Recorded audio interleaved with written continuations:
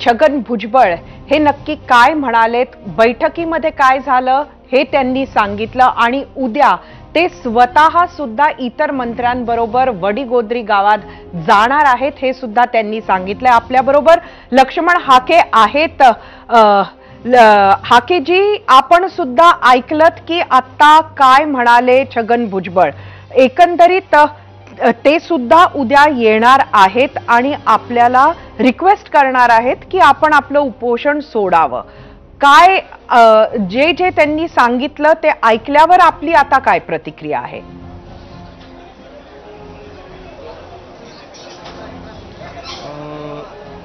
आताच्या त्यांच्या प्रेसमधून मला सगळे सोयऱ्यांसंदर्भात काय चर्चा झाली किंवा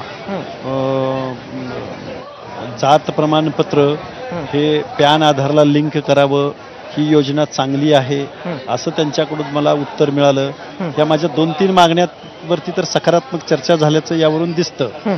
पण माझी तिसरी जी मागणी आहे, ज्या खोट्या नोंदीद्वारे जे कुणबी सर्टिफिकेट इश्यू केलं जाते त्याच्यावरती आम्ही ओबीसी बांधवांनी हजारो लाखो हरकती नोंद केलेल्या आहेत। त्या हरकतींचं झालं काय, त्याच्या बाबतीमध्ये शासनानं आम्हाला एक श्वेतपत्रिका किंवा काय केलं त्याच्यावरती या गोष्टी आम्हाला कळाव्यात असं वाटतं। म्हणजे उद्या आपण पहिले ती चर्चा करणार आणि मगच निर्णय घेणार असं म्हणायचं का?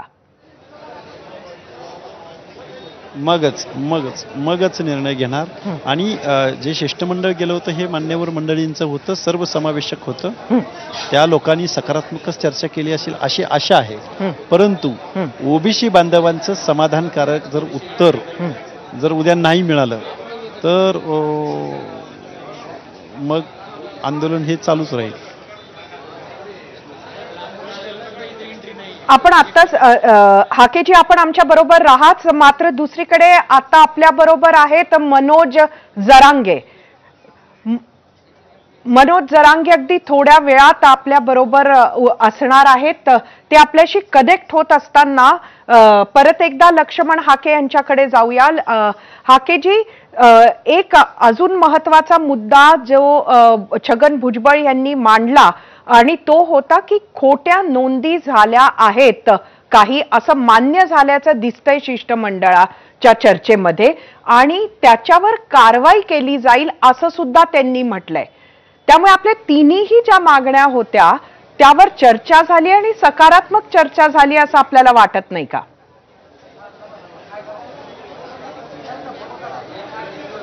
सकारात्मक चर्चा झाली आणि आमचं जे शिष्टमंडळ गेलं होतं त्यांच्यावरती माझा पूर्णतः विश्वास आहे, त्याबद्दल वादच नाही।